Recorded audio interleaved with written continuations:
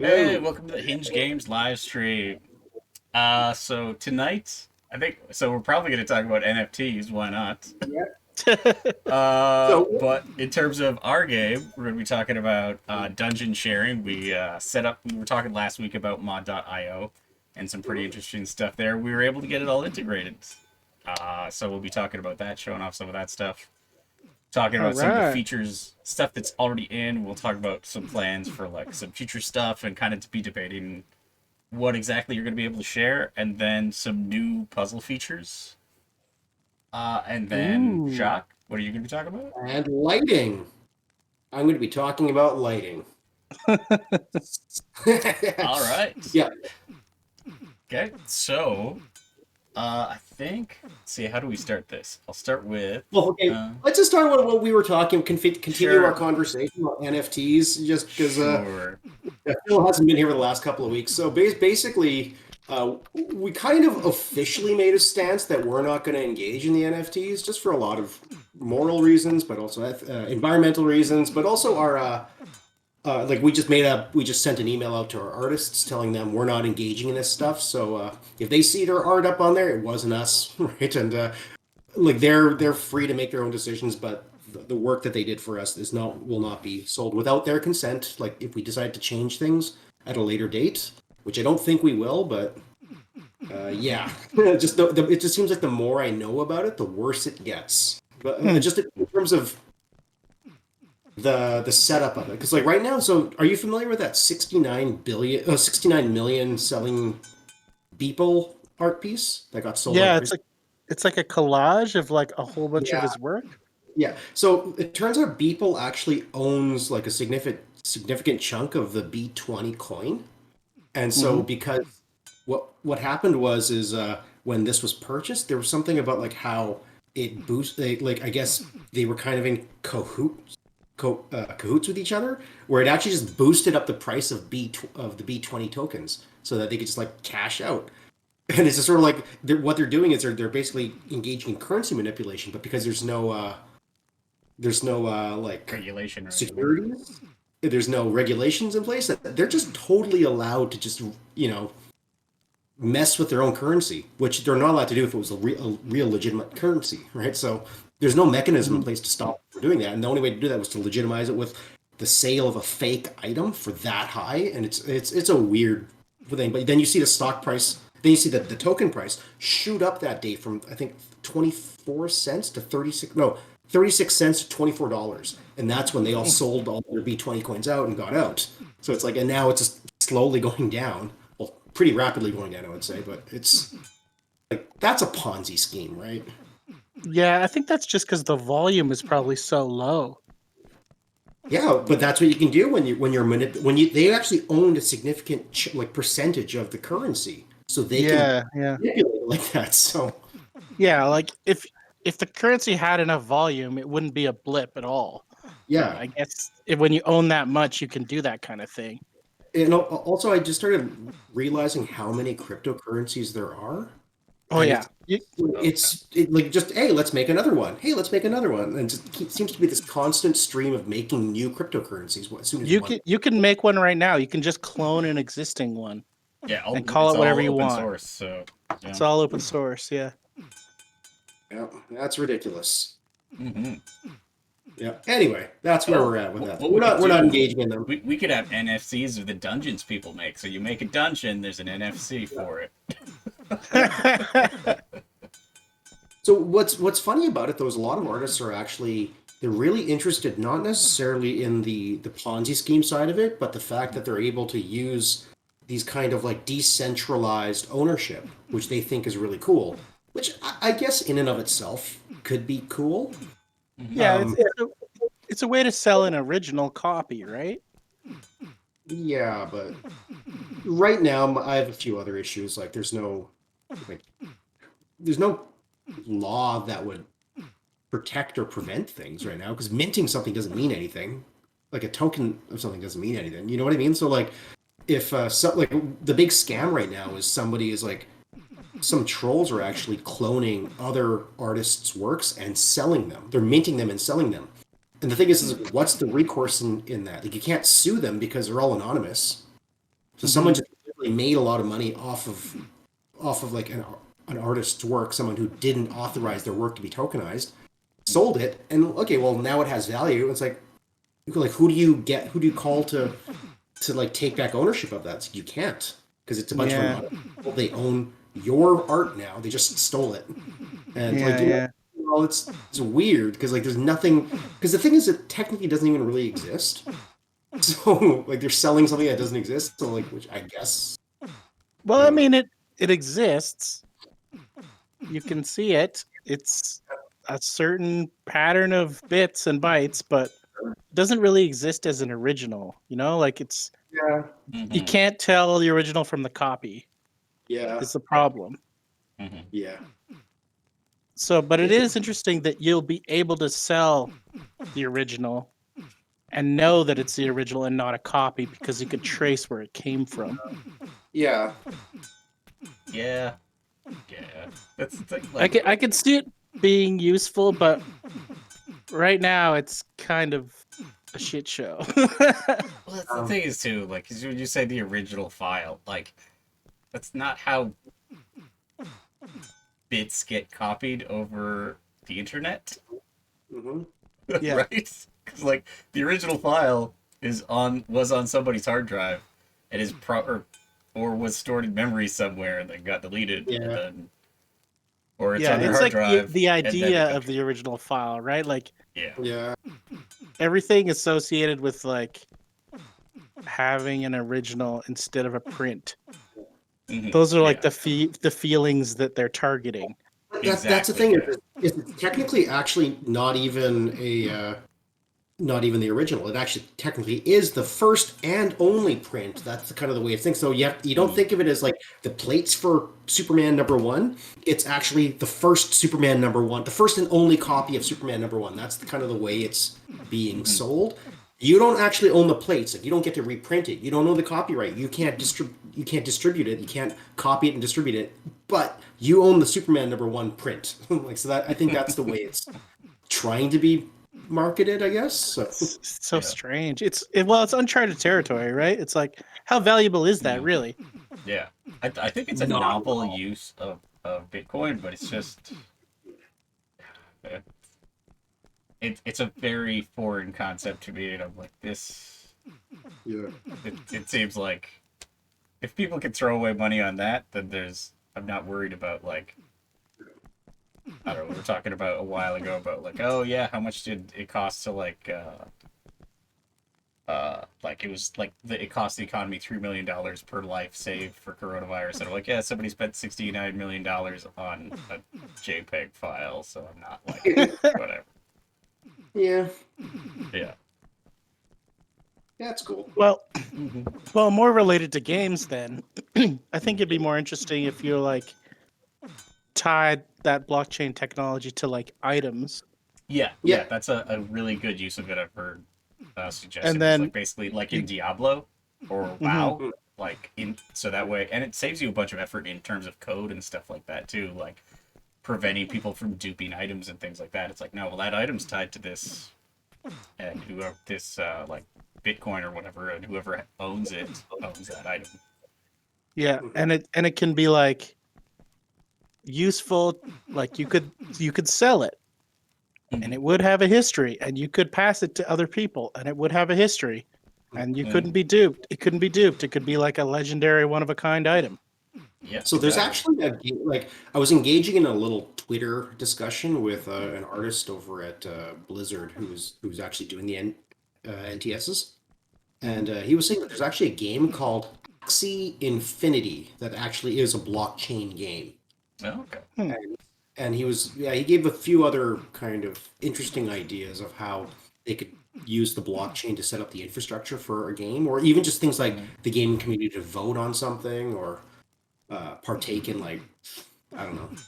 It could also be used, I guess, as another way of engagement. But the interesting thing I didn't know about blockchain that I learned over the past week was blockchain is pretty much like, it contains within it a version control. So every version of it is it's like a pretty ledger, much so stored. every transaction that's ever taken place is.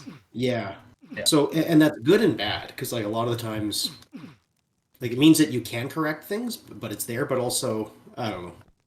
Well, that was one of the crazy things. Like, I don't know, we're really diving into this. But that was one of the crazy things when it first started. Is like, I remember there was this argument that it's like, oh yeah, it's 100% anonymous, so a lot of criminals are going to use it. And I'm like, it's 100% anonymous, but there's a ledger that anybody has access to that can see any transaction, and you can bet money that like the FBI, the CIA, the NSA, anytime there's a big transaction on there, you can see it and you can flag they can flag that account and start monitoring it and start working on figuring out who owns that account. And you can make it difficult to find, but like with their resources. Mm-hmm. Yeah. That's what makes it really interesting is because, like, anyway, long story short, we're not going to do it until we're clear on a lot more things. Like, it's not that I'm clear that it's not a Ponzi scheme. We're clear that it's not as destructive for the environment, which I have reason to believe it is. But a lot of people have made up some good points that it's so now it's about as clear as mud. But I still don't do it until we're and all the ethical stuff about crypto. So I don't know. Like, I'm not comfortable with it. So I don't think you're comfortable with it. So we're not going to engage in this at all until we have Fair enough. Yeah. So yeah, that's where we are with that. All right, yeah. No NFTs for us. Okay, so let's talk about the dungeon builder. I'll load that up. I have another. There we go. Gray font. So yeah, last week we were talking about mod.io. I just found like they had an Unreal plugin. It's this whole thing. So now. We've talked about this before, but I'll just go over it really quickly. So I have this this puzzle room called TikTok Block. See that it's been verified. I changed the red X's for green check marks because I'm like, red X doesn't really feel like you verified it. It seems like usually a red X is a bad thing. Yeah, I'll say. Yeah. So now it's a green check mark. So yeah. So this has been verified. You know, I'll just play it and do it again. So like I can do you want to switch the camera to the full screen thing? Oh yeah. Go ahead. So my head's not blocking it. My massive head. There we go. Well, I've got a big head. Both your heads. There we go. I'm the one that There looks we like an go. apple. Right. So yeah. So let me.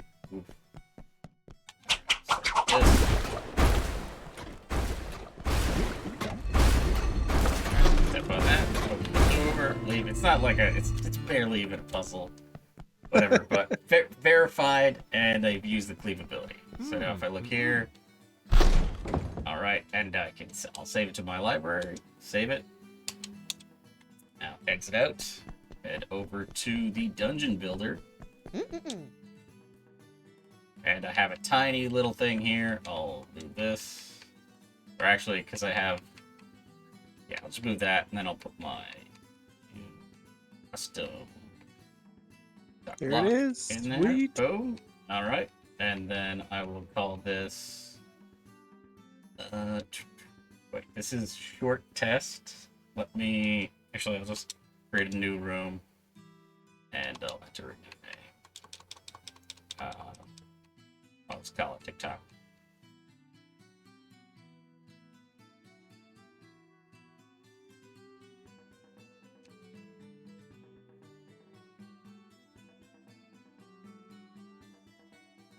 That's what all the kids are into. Oh yeah, that's how we get the clicks. New TikTok dungeon. Click here. Yeah. Get a red arrow and some big yellow text. You gotta circle something too. Yeah. And then we'll have like Shock being like, Oh my god! all right, and custom treasure. All right. Now I'll head down into the dungeon to verify it. And I get my name and the name of the dungeon. Nice, nice. And I'll just whatever. There we go. It wasn't a very hard puzzle, Bjorn. No, it wasn't, but it's just a proof of concept. Now I exit out. and it's been verified. It actually now checks what abilities I needed to complete it. I didn't use cleave that time, so whatever. So now you can 0. see- Yep. So now I will save it to my library. And now it'll ask me if I want to publish it to mod.io. And Ooh. I should have, Ooh. before the stream started, I should have done this. There's an authentication program. So basically, if you're not authenticated, I've already been authenticated, but if you're not authenticated, it prompts you to enter your email address. Then it emails you a 5-digit code, and you just enter that, and then you basically, you're okay to upload stuff. You can't interact with it unless you've been authenticated. And there's ways of doing that through Steam as well, and Xbox and Switch and whatever, most platforms that you go on. So I'll publish this, and then it does all the stuff, uploads the file. Now, this is online. So now if I go... Did you just upload TikTok? I just uploaded TikTok, baby. All right. Now, I'm going to hide this. Studio mode, so here. So this is the site for mod.io for Dreams Reach. Just refresh. All right, TikTok, there it is. Whoa. Yeah. Nice. So it has all It's the got appropriate tags, tags. too. Yeah, it automatically detects what abilities you've used, and adds all the tags. So unfortunately, to do the search, basically, you have to kind of do an inverse. Like it makes sure, so I don't have dodge, I don't have block, I don't have, it just basically, this way you can exclude abilities if you don't have those. So when I'm walking throughout the world and I'm looking for a dungeon, it'll make sure to include the tags for, like, if I don't have the charge, it'll add that tag. And then something has to have the no charge tag in order for me to download it. If it doesn't have the no charge tag, then it would require a charge. It's complicated, but tags mean, like, it'll actually do proper searches for, like, depending on what abilities you have, it'll make sure you get dungeons that suit the abilities you have. And you can see I create a little JPEG for it. So here's, like, the layout. It's something I don't know if we're actually going to do. Like, this shows you the layout of the dungeon, so if it's like a bit of a maze, then it might not be a good idea to show this. But on the other hand, like, most players aren't even going to see this JPEG. This is for people to go to the site. So what I'm going to do now is I'll go back into the game, and that's all right. So now that I'm back in the game, quit out, and I will continue. So now I'll load in. This will just be a random level in the camp. Well, this will be the Celtic level in the campaign.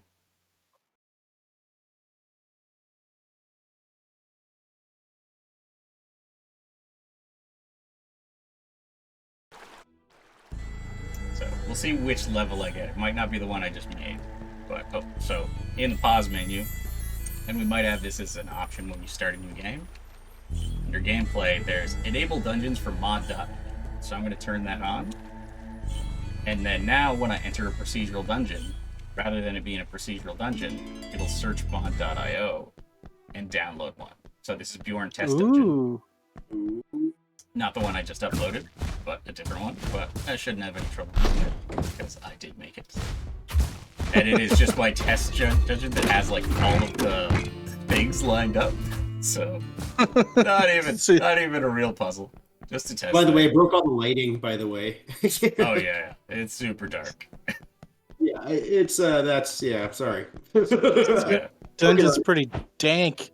I did not. I actually didn't even want to check it in, but I just. Yeah, it was gonna be big. I gotta check it in because I was like, oof, this is gonna be big, and there's a lot of. There were a few things I fixed in it too, because there were some floors missing, some collision and stuff like that. But whatever. Yeah. Don't want to, like, screw something up and then lose all of your work. Yeah. Well, that's the thing, is I was getting to the point now where I had, like, all kinds of texture files, I had a bunch of your blueprints, I had a whole bunch of models and a bunch of things I resized and shaders. I'm like, if something goes wrong, it's going to be a bit of a hunt to find out. in this I'm just mess. gonna disable That this is combat. super dark. Yeah. So, yeah. Yeah, So sorry. I'll just skip that. It's not Okay. going to ship like that. So now I can rate the dungeon. So Ooh. I mean, I'm a bit partial. Actually, you know what? I'm a pretty harsh critic, so I'm going to dislike this.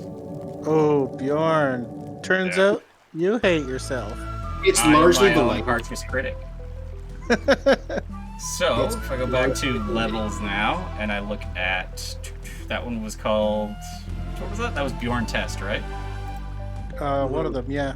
Yeah. So it now has. Wait, let me show this. So it now has this. This is that dungeon that I just went through. You can see. These are all the rooms I just went through. It has a downvote. Ooh, not recommended. Yeah. So you can now, when you get to the end of a dungeon, players can rate the dungeons. So does it just take the top rated, or is there like a threshold, or? I don't even sort them right now. I assume. Well, actually, because this one came up first. I don't know. I don't know. Maybe I had rated this one up before. I don't even set the filter results in the code right now. So I'm just Oh, doing you just like grab the first one you get. Yeah. So it's getting the first valid one. So, and yeah, I'm not actually entirely sure what it was about that one. Maybe it was because it was the last one or something. Yeah, you can see it's been downloaded again. Yeah. So yeah, that's all in, and yeah, we'll be able to sort stuff. I'll have to look at how. Let's see, because you can sort by date added, and you can filter stuff so it's only recent things. Basically, all the search functionality we have. Like I said. So if my friend makes a dungeon, and I want to play his dungeon, how do I do that? That is not currently integrated. What we'll probably do is we'll make a filter in the game that would allow you to search by dungeon. We're gonna make a whole nother level because right now, all that exists is in that. So all that exists, the only way to play dungeons right now is randomly as you're going throughout the campaign, like going into dungeons. That's the only way to play any of them, and you don't get any control over which ones play. What we'll probably do is we'll have a level very similar, if not the same one as the dungeon builder, where it's just like the dungeon player, and all it is basically it's the dungeon, and you can there'll be a menu to browse and filter and sort by like date added, rating, or whatever, or creator. So Yeah. if you have this on Steam or Xbox or whatever, do you have access to your friends list? Yeah, I would. Could you do only my friends dungeons? Uh-oh. It's crashed. Uh-oh. I don't know. Start. Probably. Yeah, I haven't integrated that yet. I'd have to take a look because there's a few things like right now. I guess it depends on how I authenticate it. That's something I'll have to look into because right now, see, this is created by Gray Fox and it was published by B. Swenson too. So that's how I registered, and that's using my email to register it. And so I could probably maybe figure out I'd have to figure out a way of matching this to the email or authentication thing you used. I don't know. It doesn't sound like I don't know how to do that off the top of my head, but it sounds like something that would probably be doable. Yeah, that'd be really cool. Yeah. And like something else I'd want to do as well is like if you're on the website and you find a dungeon you want to play, it's like, okay, how do you play that? Yeah, or like, turns out Jacques' challenge is you play all Jacques' dungeons and Or maybe search for his. Maybe there's a story that Jacques wrote that you get throughout all those dungeons. It's like through a normal storytelling. And because the other thing too is like there's all this stuff here for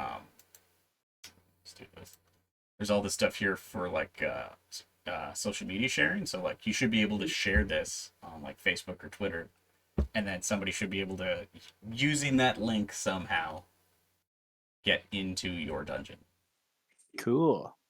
It sounds way in outer space, and I'm not even sure Mhm. if I should bring it up on the stream without having talked to you before about this.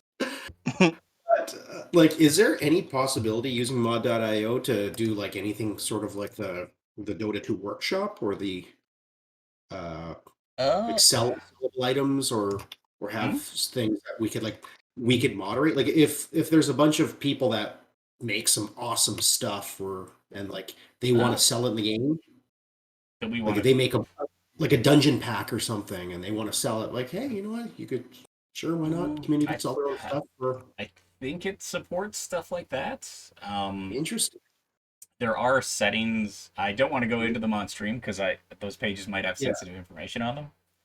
But yeah, basically, fair enough. in the settings, there's stuff for like uh, like having mods that can be traded or sold. Mm-hmm. So there are settings for stuff like that, but there is a cost to that as well in terms of like the way this works. Yeah, The dungeons and everything. It's yeah, basically a save game that I save, zip, yeah. upload to the site, and then Mhm. a zip file that I download, unzip into the save folder, and then load into the game. Mhm. If we're importing assets, that's an overhead that somebody's going to have to build, and that somebody's probably me. Fair enough. Yeah. So, and there are tools to import like textures, and I don't Yeah, know if there's anything for materials, but there's stuff for textures, yeah, and like Unreal does support modding and stuff like that. So there are yeah, ways to do it, but Mhm. that is an overhead that can become very expensive if we don't have somebody on it full time. yeah. Okay. Yeah. Just wanted to know. Not Mhm. that we have that sort of business model in mind. It was Mhm. just I remember it's one of those nice ways to build long tail.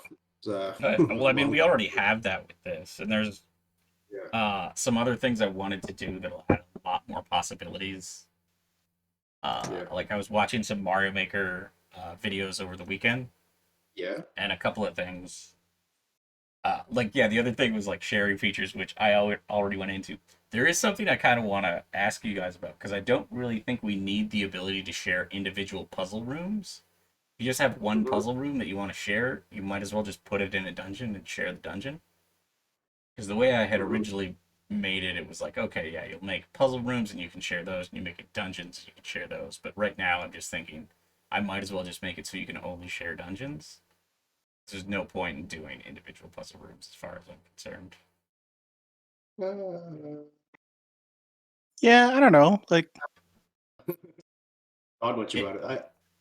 Yeah. it's it makes sense to be able to share the rooms too, but yeah, you could just yeah, make the because dungeon.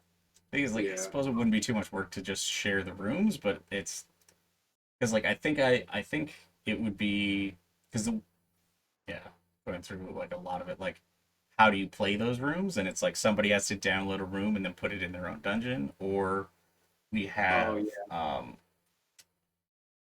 we have like a test center where you download rooms and just play individual rooms, and that sounds a little less Mhm. interesting. And then the other thing might be like, oh, they just get randomly placed into other procedural dungeons, which Yeah. could be Well, interesting. But I that's the think other it. thing too is like if you like somebody's rooms Mm, Mhm. and you want to make your own dungeon with it'd be nice with to have their that rooms. fine grained control to be able to download their rooms and put them in your dungeon. Yeah, true. I Yeah, don't, I yeah. don't know. I have no idea what I'm talking about regarding this, but like, is there any way you could like flag it with like a token of some kind? Never mind. I'm talking out of my a Yeah. non. What was I gonna say? The other thing. Oh yeah. So the other features I wanted to add that I think will add a lot to our dungeon system would be warps. So something I Ooh. was thinking about would be let me actually load up the game again. And basically the way it would work would be just like any other item you place in a puzzle room. It has an Mhm. option on it that's so you place it and it has an option that's like warp number 1 to 10 or 1 to 5 or whatever. Mhm. And then what it does is so you can set it from 1 to 5, and then if it's set to 1, then it'll teleport you to another warp 1, either in the room or somewhere else in the dungeon. So you could have like puzzles that go in between rooms and stuff like that. Oh, Yeah, interesting. So you got, like, that makes it difficult to test. For sure. but what if you wanted to do like an imaginary like multiple floor dungeon? So once you finish a dungeon, it warps you to another dungeon, and you're basically doing the second floor, warps you to another dungeon. You're doing the third floor, warps you to another dungeon. Exactly, yeah. So you'd have Yeah. like so just if we were using this as an example, you'd go here, let's say we have a couple rooms. And then there's a warp point in this room. Or wait, you can't see Oh, this. you're not on stream, yeah. Hold on. Alright. So that. Alright. So yeah, let's say there was a warp point in this room that took you to this room. Then you could have like another thing here, and then that ends at a warp that takes you to this room over here. And so on and so forth. Mm-hmm. And then so you could do that, and then yeah, you could have stuff that goes in between rooms. That would be difficult to test. You'd have to that's not like beginner level editing though. That's like pretty advanced. Mm-hmm. But because you could have stuff. The other thing that's interesting is like the way it works right now is if you teleported into a room, because you could always teleport back, right? It'd be bi-directional. But if you teleported into a puzzle room, you'd have to solve the puzzle in order to get out. You'd be trapped in there, or you'd have to go back out the warp. Damn it!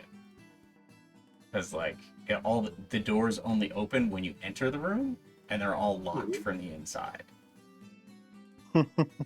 So, yeah. But yeah, and you'd definitely have, gets hard to test. definitely gets hard to test. Especially considering you need to verify it before you can put it in a dungeon. But Yeah. I could kind of remove that since you have to verify that today. But I don't know, I think it could add a lot of variety to the types of dungeons you can make. And puzzles. Mm-hmm.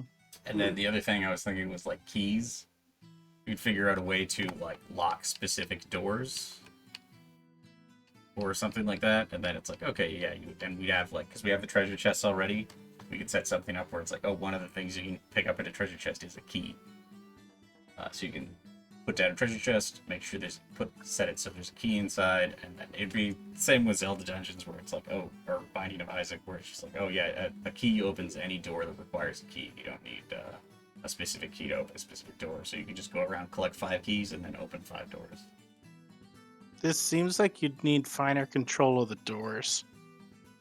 Yeah. Like, I know it automatically puts a door in, Mm-hmm. but you might, if you, like But you then- say you only have 5 keys in the dungeon, Mm-hmm. just putting rooms next to each other, there's gonna be too many doors, Yeah. and you're gonna use up all the keys and not be able to finish it. Mm-hmm. Yeah. Well, I mean, that's one of the things. Like looking a lot at those Mario Maker videos, it's like it's a lot of them do have like areas that like, will break the map, and it's just like yeah, you just start over again. And that's one of the things to like being a maker, and that'll, if there's a lot of maps that have stuff like that where it's like, oh yeah, this breaks really easily and it's not fun, it has a low completion rate, like people are going to downvote it a lot. Or if it just has a low completion rate, then it's not going to get propagated that much. Yeah, I just think you should be able to block doors from being made somehow. Oh yeah. Yeah, well, because what happens is typically only puzzle rooms have doors right now. There's no doors in between regular rooms. Like if I go down into this dungeon, all these rooms are empty, so there won't be any doors in between them. No, but if you had, if all those squares were filled up, there'd be doors between everything, right? If they're puzzle rooms, right? No, what if they're battle rooms? No, they don't have doors. Battle rooms don't. The fighting rooms don't have doors? Nope. Interesting. Never had doors. They do in Zelda. Yeah, but our camera. So how do you get in place, so there? we don't need to worry about it.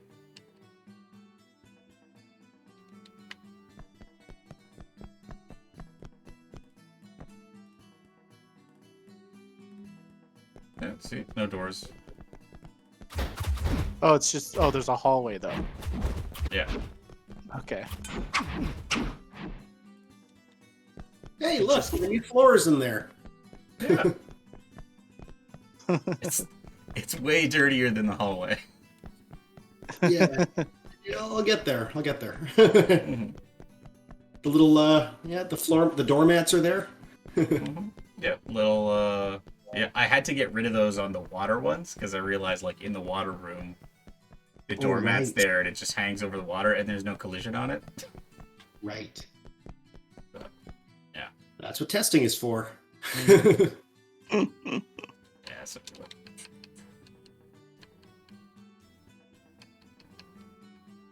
That's super cool, though. Mhm. It Well, just gets here- it gets added to the procedural dungeons. I like that a lot. Mhm. Hopefully, you But don't you- get a lot of duds. Mhm. So, Yeah. how did you get rid of it? Was it like a second door that you made for like water doors? Or? Yeah, there's just a child instance that says no Okay. trim. So, Okay. and we'll probably want to use that on a few because there's ones with like the holes and things like that where there might be a hole next to the. I just replaced Right. those ones because it was so obvious. Yeah. Yeah. Yeah, and Cool. keys, and then I was also thinking it might be interesting to do another set of switches because right now we have the opal and onyx, and it might be interesting Mhm. doing like a marble and checkered one or something like that. Sure. We can do Six sets. however many you want, actually. Yeah. Well, as long as they're distinct, but well, I don't even know if we need a second set. I think one set's fine. You can do But, like- one that's covered in ice, and you need fire to thaw it. That's frozen in ice. Yeah. That's the Mario. No, that's the Zelda, the Ocarina of Time one. Yeah. Just, with the blue fire. Yeah. oh, they had that Red one ice, too. But blue the fire. it's like it's frozen in an iceberg, and you're like, how do I get rid of that? Oh, you got to find a way to thaw the ice, and then you just Yeah. fire And then they arrow had the red ice. yeah. Mhm. stuff that just uses vertex color, cheap stuff. Yeah. Okay, yeah. So you add that, and that's the new features I want. Jack, did you want to talk about the lighting? Sure. Just like that. I will. Okay, let's switch over to this thing. Okay. It's busted still, and I'm still working on it, but it'll just kind of show you where I'm at and where I'm going with it. Do I have the screen? Oh, wait a sec. I know what I can start with. uh,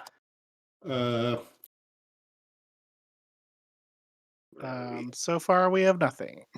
Yep. we have nothing. Need to Let's- share your screen, man. I thought it shared my screen. Yeah, God damn see it. Or did I close it? I might have closed Did it. you exit the meeting? Yeah, I think it's just me in here. God, It's just Bjorn in a hat. Yep. sorry about that. That's me being dumb. I was too excited. Join now. You gotta add me. There we go. And I gotta take the And- mic off.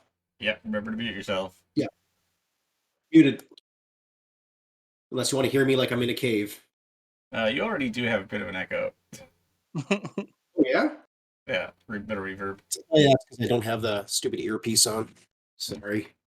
And start presenting. Yeah, that's actually a lot better. Your entire screen. Sure. Share. Okay. Okay. Did it start? Okay, I'm presenting now. Or so I think. Yeah, you All are. right, so the first thing I kind of wanted to briefly talk about was, Phil, are you familiar with the concept of teal and orange? Yes. All right, so just for the Every movie poster ever. every movie poster ever is teal and orange, and the built-in reason for that is your skin is orange, and the complementary color is kind of a tealish blue. And the thing is it's pretty much the only combination that kind of works. Because red and green are complementary colors, but that just looks like Christmas. Purple and yellow looks a bit psychedelic. And so you're kind of not left with too many more options aside from different degrees of teal and orange. And the thing is the way it works is if you look at a game like Half-Life Alyx, which just came out, is you'll just immediately notice there's warm and then cool. And like warm and cool, warm and cool. And the thing about it is it's actually really important for like the readability to go from like one room to another, and you know that like kind of which direction you're going, and where you're supposed to, it's one of these things that help with readability of kind of everything. So it's kind of like uh, I mean, even in like a more subtle, the what is the City 16 or City the City I forgot the name of it, City 17. They still play with the entire teal and orange or just the warm and cool motif, right? And so this is sort of like it's sort of like I guess intentional. We are going to have different rooms, right? Different kind of room types. But ultimately, what I'm starting off with is just that same sort of thing where we kind of want to have like the two different like the two different tones. So we're going to have like the teal and orange kind of as our base, but we are going to have like a red and a yellow. We're going to have like a blue and a light blue. We're going to have like a green and kind of like a yellow. We'll play around with it a bit more, but this sort of thing helps us kind of balance what we're trying to do. Uh, have our dark tones. So the thing that I did right before the stream, well, during the stream, I guess, was in these darker areas, you kind of get obviously it goes to black almost. And Bjorn was telling me, yeah, this is not really working for the readability. And there's actually a second light that I've just kind of put on the camera that we can now use it to flag anything that we kind of want in the scene to always receive that additional lighting directly from the camera. And so now when the character goes in the corners, I'm going to put it on the enemies as well, and I'll put it kind of on all the puzzle elements. So pretty much all of the interactive objects and the characters in the entire level, despite the kind of more dramatic lighting, is always going to be kind of visible based on this. So that's what I was trying to get at, Bjorn, is I could just crank this up, which is what I intend to do. The unfortunate thing was I tried to do that Mario Galaxy thing where they have the outer rim. It's called a Fresnel, kind of like what was it called? We had it before, and we still kind of have it for our hit reacts and our crits, but it's sort of like the Mario. Let's take the Mario Galaxy. So what we see on Mario Galaxy is kind of like this white glow all around the character almost at all times, and that's how you get Mario to kind of read against like the black backgrounds almost for most of the game. We had that for a while, but it really does kind of deground you from the environment. So it's nice for readability, but it's not nice for kind of trying to ground it and everything. And so the reason that I decided to kind of make the entire floor kind of really muddy and dirty and flat was just because I wanted the lighting to kind of be the star of these dungeons more so than like the detail. So the detail is kind of important. You can kind of see that the variety is really sort of a big deal, but it's really that the lighting, we're going to have like God rays in here. We're going to have fog cards in here. We're going to have additional lighting shafts coming from like the walls and windows and things like that. So it's going to be much more visually interesting, and it'll probably have a little bit more brightness and lightness in here. So this is the darkest it'll be, but I'm going to start kind of building up from here. So What about yeah. what about the Yes. torches? I'm getting rid of them for now. Well, You like them? I don't know. I mean, they seem like another light source that was in Yeah. there. Yeah, so what I was going to do, so I had a couple of things that I was thinking about, and this is sort of like the thing that maybe bothered me is when you entered a room, I didn't love this, but I also didn't love that we saw a torch here floating up on the wall on the old levels, right? And I mean, yeah, we could get rid of it and just have the light source there, but for some reason, it felt a bit degrounded to me. So I think what I was wanting to do was I started creating like the walls. So this is kind of like what the walls were going to start looking like soon, and just kind of have these almost like holes punched in, and we'll have like the candles, like candlelight or something, the orange lights behind here, and they're going to kind of shine in down through the ground so that we'll have the extra light sources on top of that. Does that make sense? So this is Okay. kind of room 1-1, and it's still kind of keeping up with a lot of the same sort of Celtic designs that we've had. Bit more, lots of like these.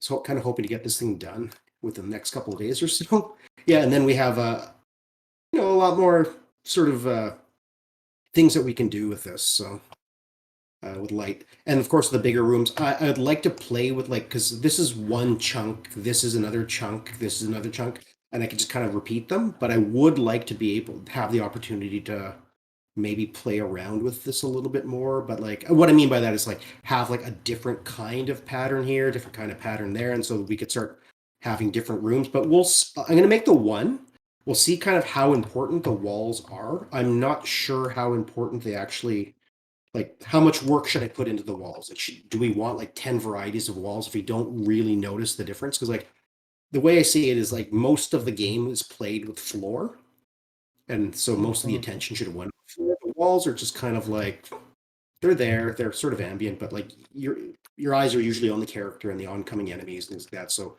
this is all just, you know, I guess not. They're kind of like the frame, I guess to call it the frame to the actual picture. Mhm.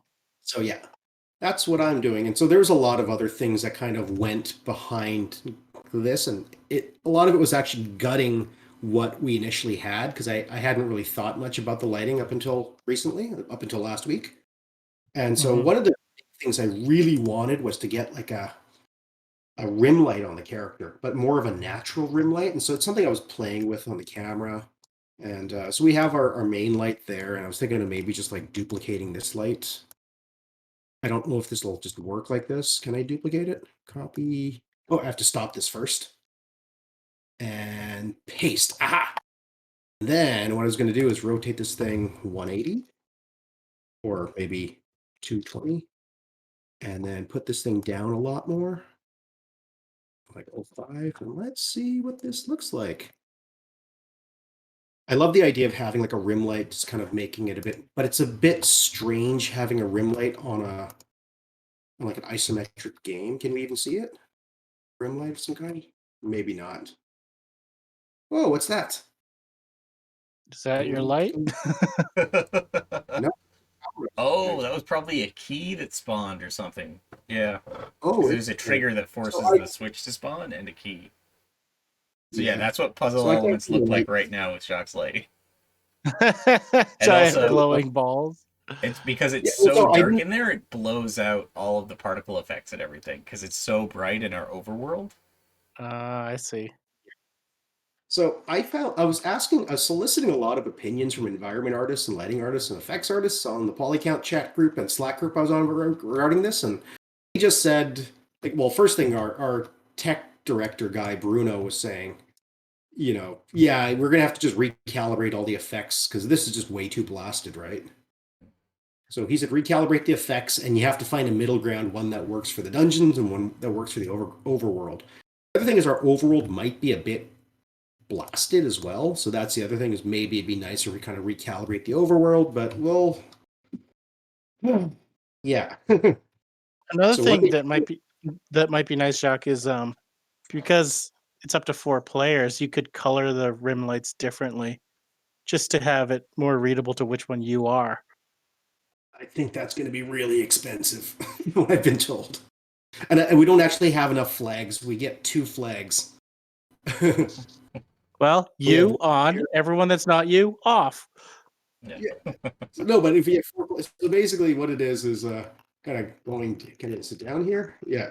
So basically, you have 2 flags. It's basically you could have all the characters, or where the heck is it? Is it even in here? No, I have to select the light first. So I think it's near the bottom. Like basically, do I have the channels? Yeah. So basically, I have one channel or 2 channels to play with. So So is the it? way this works, Phil, is basically you can filter what objects a light will affect by channel. So by default, everything is channel 0. So lights that are checked as channel 0 will affect objects that are checked to channel 0.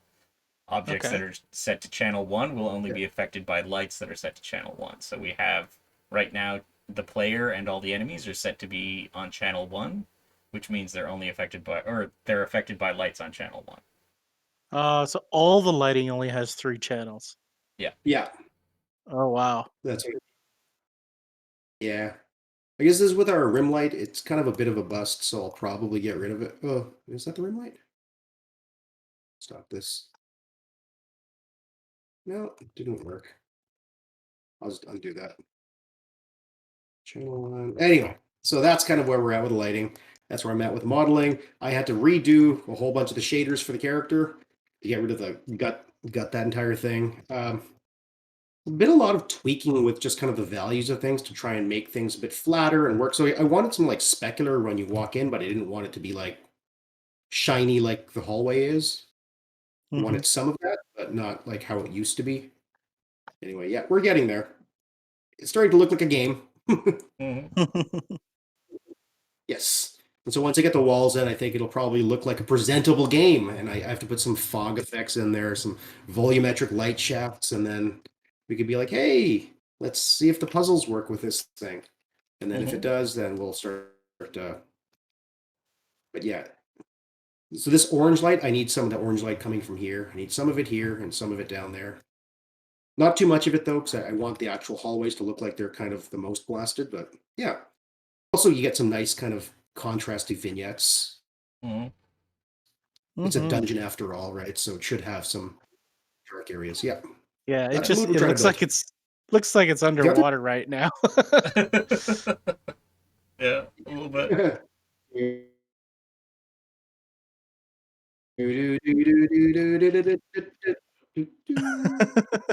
I could probably resaturate it a bit.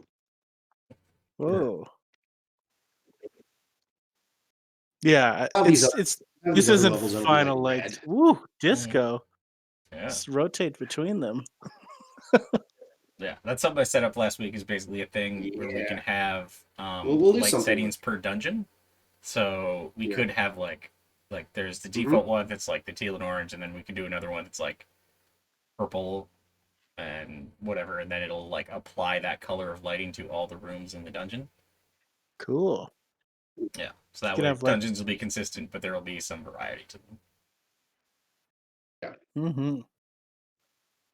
Yes. Let's get this back down to get some red in there. And let's go to 2. Maybe it's a bit brighter. We'll play around with it, see what works. But yeah, we're starting to build it up. Fixed that error that you're getting. What error? Oh, The this whole error. It's like call- taking up The whole half of line your of them on the screen. right side. What error? God damn The it. ones that are burying Bjorn. Yeah. Yeah, this thing. Yeah, what was it? It was. Did I do it properly? Zoom out a bit. Property. Oh yeah, there. What's that? It's not that one. It's something else. Then. Not equal nothing. Show message log. Yeah, get actors. Light component. What's that? movable. Click on the branch. Okay, so that's the thing that's getting nothing. So you'll have to basically do the same thing you did there with equals nothing and then branch. You'll have to do it there too. Okay, let me see. Can I just copy paste what I did before? Yep. So just copy that, and you're gonna have to stop the engine though. Stop you engine. Oh, there we go. Let's go branch again. Oh, where am I? Branch. Minecraft branch. Okay. Where did it go? Where did it go? Oh, you don't have the editor open? Oh yeah, you'll need to open the dungeon test level. Okay. Anyway, I'll just save this. Dungeon test level. Dungeon game mode. So that was blueprints, dungeons. No, it's in levels. No. It's a level. Right. Levels. Neath. Levels, dungeons. Nope. Gyms. It's a test gym. Gyms. Dungeon room test, right. Blueprints.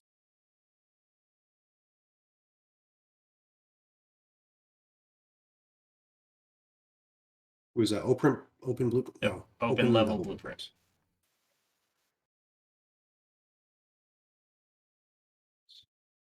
These. Oh. And it was over, where was it?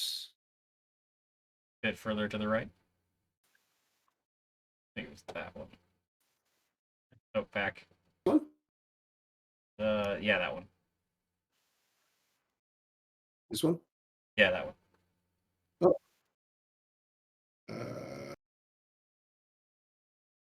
they are locked or not at the head revision. Oh, okay. So you don't Okay, even have well, the you know latest what? version. Can't Yeah, even okay, do it. well. Here, I'll make sure it's fixed on my end.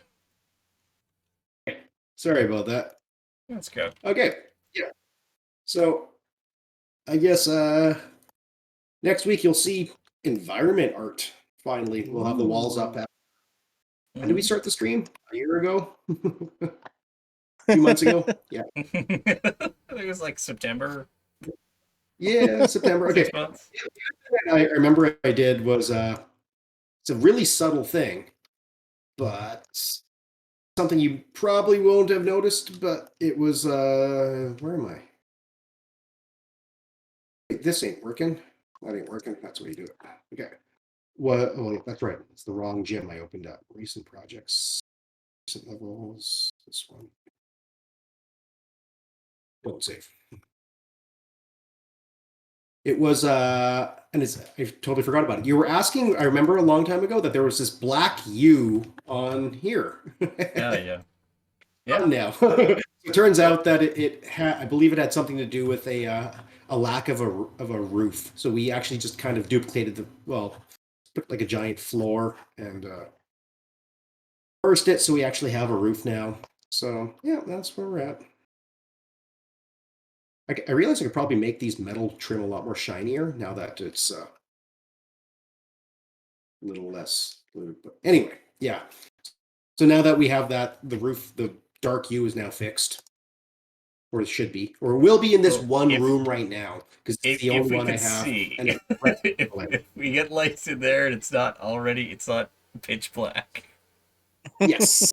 So, yeah. So basically what happened was I lit this room and then I destroyed the lighting for the rest of the game because apparently there was a lot of lights that were just kind of, I guess, universally lighting the entire dungeon, like the directional light, the skylight, and I just cut that to zero because there's no sky. We're in a dungeon, and that caused other thing for Bjorn to fix. So Yeah, well, no, I didn't even bother fixing them. Most of the dungeons are really dark now. Bjorn makes Yeah. things, you break them.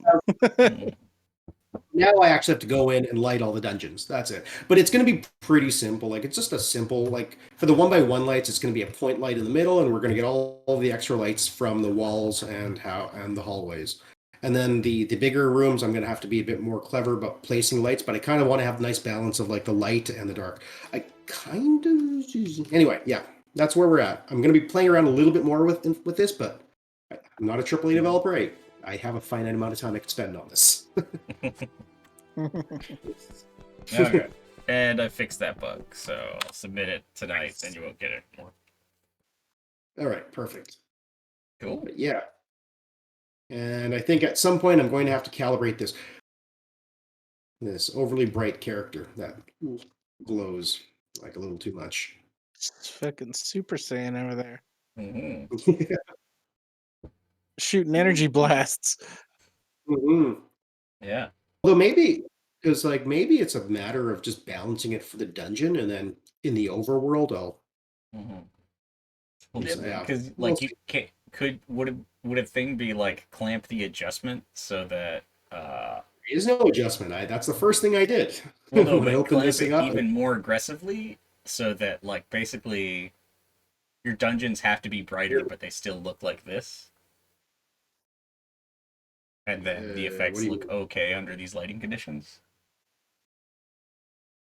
Oh, sorry. What are you saying? Put the lights Oh, up a lot higher. basically, well, no, but basically just keep would there be a way to clamp the exposure so that The we keep, exposure is now shut off to minimum. okay. Um, yeah, so there is pretty much no exposure. And well, I guess one. Clamp it to one. Is there a way to like 20?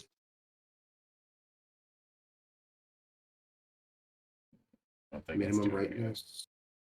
So Unreal has this kind of annoying thing where by default it's No, there you go. So now what's it look like when you shoot stuff? It's pitch black. yeah, Unreal has this kind of annoying feature where the default setting for that is whenever you enter a room, it's like everything black will kind of readjust itself to become 50% gray. Oh, okay. And so that's like pretty much the more I read up on it, the more I spoke to other environment artists who knew better than me. That is a very annoying feature that no one seems to really like. Okay. Yeah. And they pretty much everyone has to either wrestle with it or they, but I believe it's one of those things where, I don't know. It's that Half-Life 2 effect where you play inside of a cave and then you go outside and your eyes flash bright, like really, really bright, and then they kind of readjust back down to like normal levels. That's what it's for, I think. But it's not, I mean, we don't really need that. We don't really need that for our game. Yeah. Doesn't really suit what we're trying to do. We're not going for a Half-Life aesthetic, so that's another thing to remember is like a lot of these a lot of the tools and a lot of the developments and kind of game graphics is to try and achieve more hyper realism. And so if you're not if that's your Yeah. goal, a lot of this stuff is not really necessary for you. So yeah. Yeah, like I remember because you were saying like, yeah, our outside is like way too bright right now, but we're using physics based lighting, and you were looking at like, okay, what is how bright is sunlight? Oh, our outside light should be 100,000 times more bright to be accurate to actual sunlight.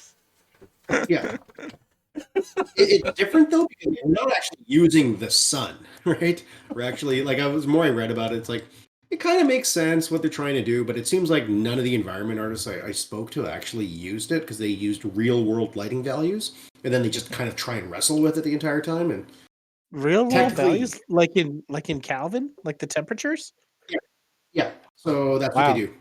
that's funny. Yeah, so that's how you get photorealistic, photorealistic lighting is to start with the real world values, real world Kelvin, and the physical based rendering is all based on that. But if you're not doing that, you don't really. I don't know. Everyone else that I Especially when spoke you're to, going between like yeah, dark dungeons like this and outside. Like if you're outside the entire time, then it wouldn't be as much of a problem. But when you have the range that we do. yeah, 100. Let's try 166, 50. Let's go 2, 3. There. Let's try that. Does that work? No, that just looks too pastel-y. It's too washed out already. I'm gonna be Although I'm wondering if honestly, I'm maybe I gonna be should. interested to see this with a bunch of puzzle elements and enemies in it. Well, Because yeah, actually, yeah, that'll be interesting. Maybe. Well, I have to go into all of the puzzle elements now and flag them all with a second channel. yeah, because the thing I honestly am a little bit worried about is like, Yep. are are the puzzle elements just going to look like completely out of place, or like they're I think not it's even? fine if they look out of place, though, because like the Yeah, character currently, if you really analyze it, yeah. does look out of place, but it Mhm. stands out. So I think that's the. Yeah, But okay. you know what? Yeah. What if I could place something? Do I have a puzzle element? I could. Oh, wait. Let me find a puzzle. I wonder where do I put the lighting channel on the puzzle elements? Do I do it? It's not in the. It's not in the geometry, is it? No, it was on the Yeah, okay. when we did it on the player, it was on the skeletal mesh.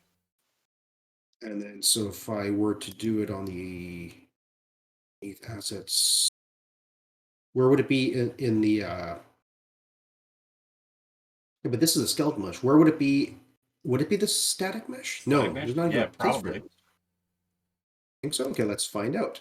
So characters, props, interactive objects. Let's just find something. Oh, that these all have the Fresnel on them too, though. Oh, what else are we looking for?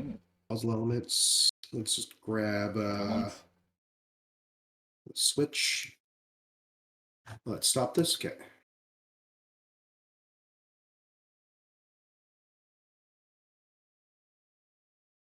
Let me put the lighting back to where it was. Okay, there it is. Let's give this a try. So let's put. Wait, hold on a sec. Before we do this, is the 20 something for the channels?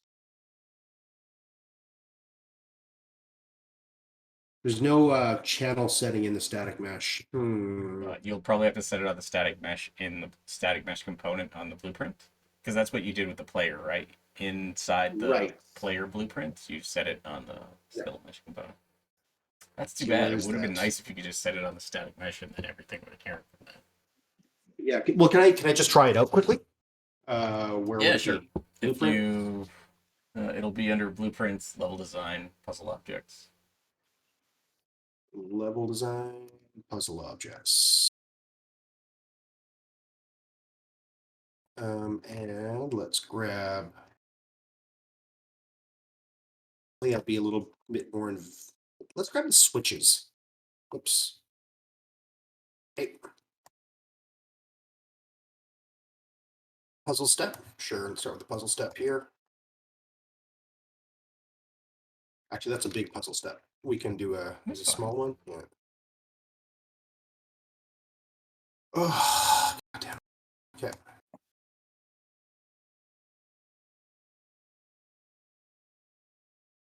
And then puzzle there.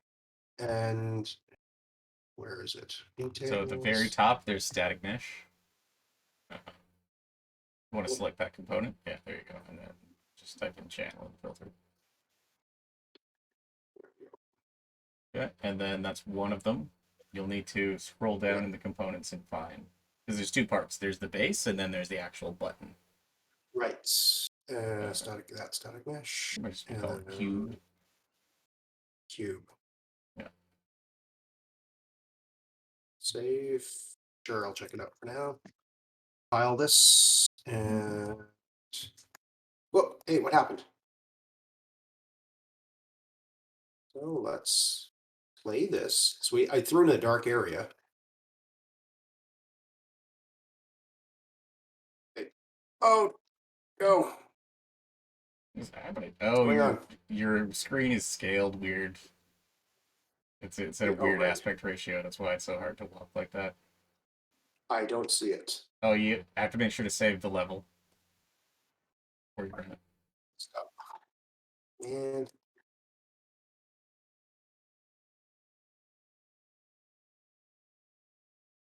make it not so weird.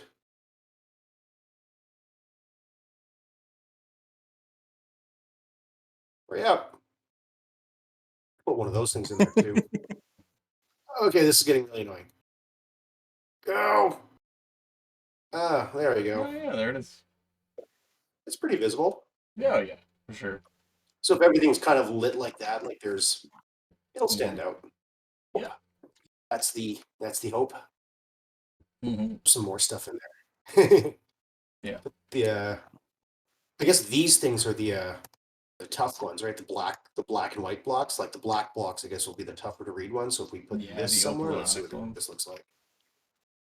Yeah. I don't know what it just did. Sure, check it out. I think I can't remember which one's the parent, but one of them inherits from the other, so you should just need to change it on one of them. All right. So let's do this. Step switch. We do this. What are you doing? Editor. I'm gonna add. No, wait. What did you? Wait. Stop. What are you doing? Which object? This might be a good time to end the stream. No. So close this, Shock. Yep. This is the Onyx one. Yeah. Yeah. So open the Opal one. Oh. And do it to the Opal one, and the Onyx one inherits from the Opal, so it will automatically get the change. Okay. More sense. Channel. And do this. Save. Oh, check out. Sure. Compile that. I have to save current and play this. So that's the darkest, blackest thing. Mm-hmm. And we can sort of see it there. Can you see the black one? Yeah. Not really too. Yeah. Okay, so that might cause a problem then. Maybe what I'll do is I'll raise the black value in that Onyx. Yeah, the thing is, like, I think because that was originally just like super. But that's as much placeholder texture as the as the chrome. Well, it's bit yeah. puzzle elements have. So I even also think just actually reducing the glossiness on it will help a lot. So reducing Yeah. glossiness on it will actually make it, get more light. So just make sure that everything reads, balance it so Yeah. everything reads well, but it'll get there. Cool. Yeah. Cool. Yeah. So Yeah. All did I right. So look monopolize forward to that next week, I guess. That's what we'll be talking about. Yeah. I'm not sure. Yeah. So I just started a contract, so I'll be doing a little less work. I'll probably be fixing some bugs and doing some of the features, like maybe the warp or something like that. Set that up, Mm-hmm. then maybe talk about it next week. All right, cool. Awesome. All right, yeah. All right. Awesome. Thanks for joining us. Good night, everybody. Good Night. night.